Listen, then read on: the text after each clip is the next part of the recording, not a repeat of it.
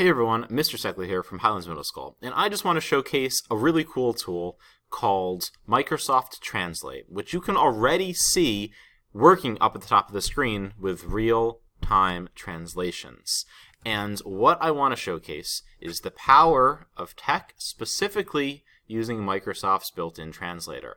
So if you want to take a Word document and make a Word document such as this, from English and bring it to be completely in Spanish, formatted the exact same way. All you have to do is you go from the home where you start to the review tab. You find where it says translate, you click it, and you click translate documents. The translator will ask you what language would you like. You can click auto detect. It will recognize this is currently in English. And then you can change it to Spanish or any other language. Then click Translate, and within a couple of seconds, you now have a perfectly translated document that is in the same format that it originally was in, and